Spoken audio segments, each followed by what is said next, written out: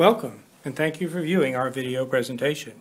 This video chronicles the experience of Dr. Reza Salami in his employment with A&T University in Greensboro, North Carolina, as a full tenured professor of more than 25 years. As you will see firsthand, A&T University has wrongfully terminated Dr. Salami from his employment after a stellar career in teaching students, managing significant research projects, and contributing to the quality and integrity of the education system, both at A&T and the entire NC University system. Judge for yourself whether the university has treated Dr. Salami fairly and justly, or as we believe you will conclude, Dr. Salami has been wrongfully removed from his tenure position, naming 6 unsupported charges against him, despite a full committee of his peers supporting him unanimously in remaining a full professor. If after viewing this presentation you would like more information or wish to offer your help and support to Dr. Salami, visit the website www.wifehr.com. And now I give you the renowned professor, Dr. Reza Salami.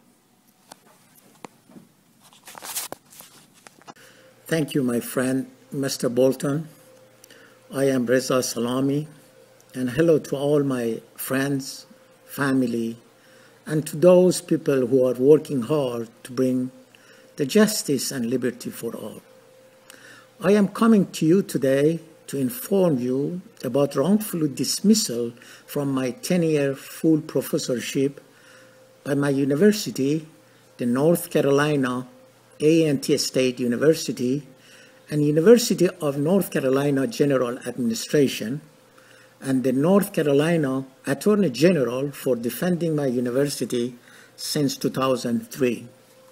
I was wrongfully dismissed from my associate deanship for graduate and research programs in the College of Engineering on December 12, 2001, and recently I was dismissed on April 14, 2012 from my tenure full professorship without any due processes, neither by the North Carolina Agricultural Technical State University Boards of Trustees, and nor by the Board of Governors.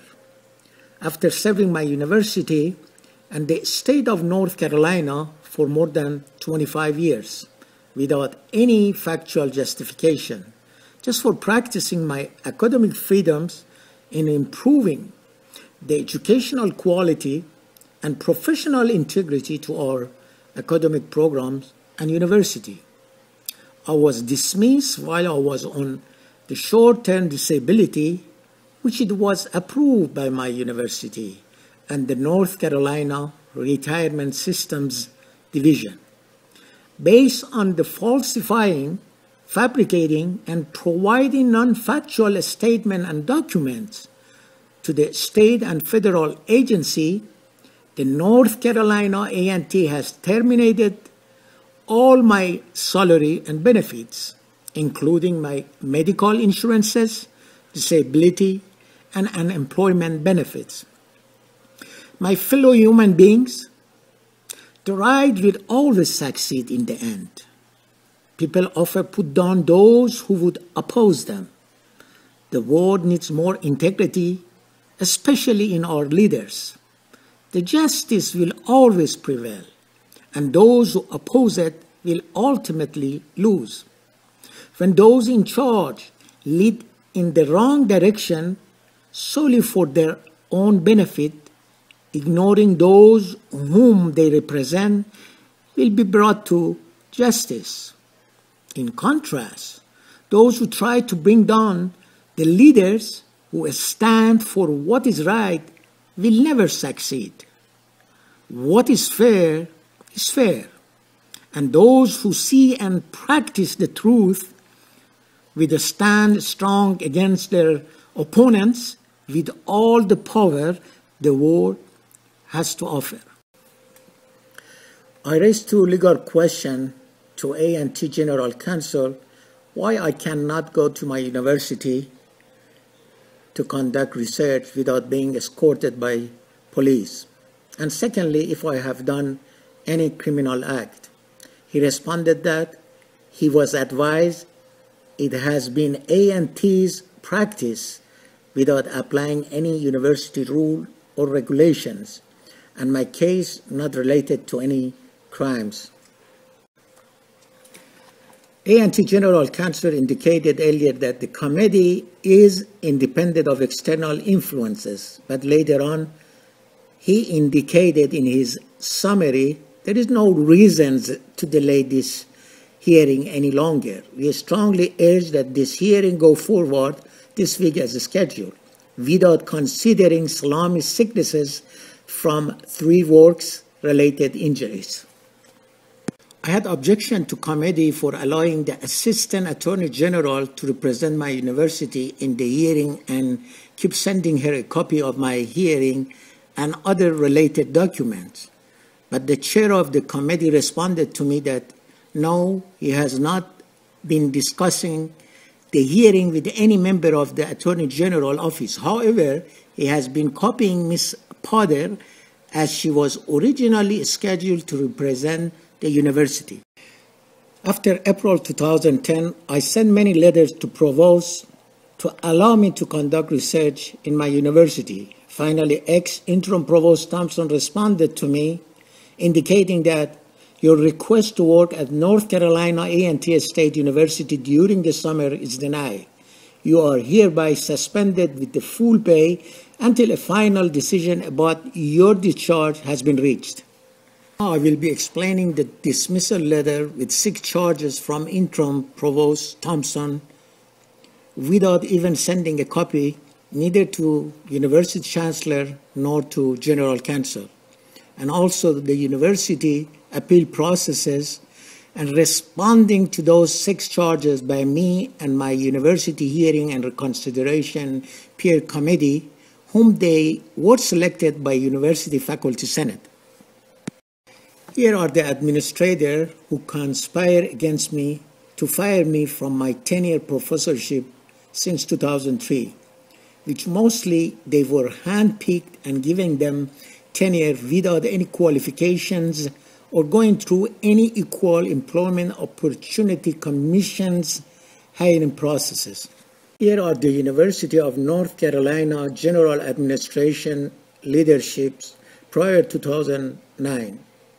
The UNC Vice President General Counsel Wardrop has been familiar or involved with my cases since 2003. Here are the North Carolina A&T State University leadership from 2009 to current.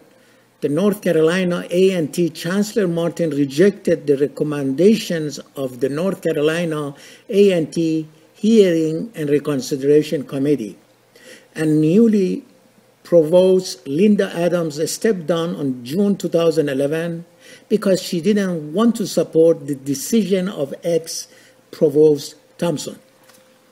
Mr. Charles Wardrop came to my university with newly Chancellor in 2010 as A&T General Counsel to plan for my dismissal.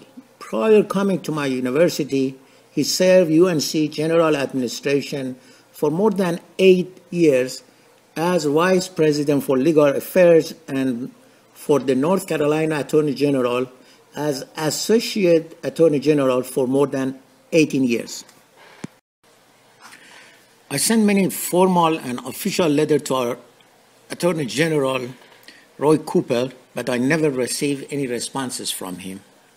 Here are 6 charges that brought against me by ex-interim Provost Thompson on April 12, 2010.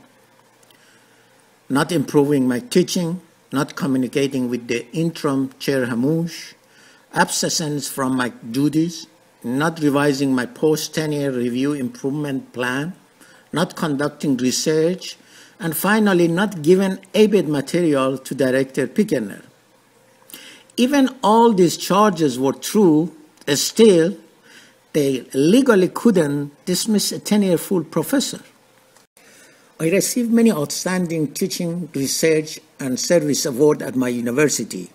My responses to those 6 charges are: never neglect my duties, and 26 out of 30 students who signed petition against me were not even my students. My physician, Dr. Pulaski and Dickinson, recommended to ex-Provost Thompson that I should not have had any face-to-face communication with Dr. Hamoush and Monroe because their continuous harassment, which Provost Thompson accepted. Based on affidavit support from my teaching assistant at the time, I never missed any classes. I was received my departmental post tenure peer committee and unanimously got satisfactory from them. But after more than 30 days, ex-Dean Monroe illegally changed it from the satisfactory to deficiency, which ex-Provost Brunton at the time did not support Dean recommendation, and because of it, she stepped down. Even I made the improvement plan, but I did not have to do one since I got the satisfactory from the post-tenure committee members, and I provided the able material to Director Picornell. I was forced to stay out of campus by my North Carolina ex-interim Provost Thompson without following any university rule and regulation. His intention to dismiss me was on April 12, 2010, and University Committee unanimously cleared me of all those 6 charges. And I went to short-term disability on March 1, 2012, and I got the dismissal letter officially from university on April 14, 2012. And the university forced me to stay out of campus and not to do research. And now the university has changed their story that I was dismissed on April 12, 2010 rather than April 14, 2012. And they have done that because they dismissed me while I was on short-term disability, which is against all the rules of federal and state. These are the Honorable University Hearing and Recommendation Peer Committee members who had been elected by University Senate. Their final recommendation were unanimously in my favor, even though I was sick from 3 works-related injury and was not able to attend my hearing. But still, they cleared me from all those 6 fabricated and falsified charges from ex-interim Provost Thompson. And their decision was sent to the newly University Chancellor Martin on October 22, 2010, which then the Chancellor rejected all the recommendations. The final conclusion were that the university did not prove any of those 6 charges, and secondly, they recommended that I will be given permission to see medical specialties for my 3 works-related injury, but Chancellor denied all those recommendations. I strongly believe that Chancellor Martin and General Counsel Waldrop must be given no vote of confidence by University Senate and be removed from their positions. According to university policy, if the Chancellor's decision is different from the University Committee, then the Chancellor's decision is not final, and tenure faculty can appeal the Chancellor's decision to A&T Board of Trustees and then to UNC Board of Governors, which at that time the decision is final. The boards of trustee and governor, without giving me any due processes or hearings to present my cases, they concluded in their kangaroos proceedings after taking more than a year to support the decision of Chancellor Martin on April 14, 2012, by breaking all the state and federal laws. I have been communicating with the state and federal officials regarding my cases, but still I have not received any responses from them, except from the U.S. President Obama. In relation to new Honorable North Carolina Governor Pat McCrory to appoint an independent counsel to investigate all charges.